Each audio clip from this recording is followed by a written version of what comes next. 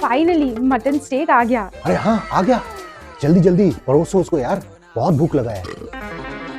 ये क्या अलग टेस्ट कर रहा है?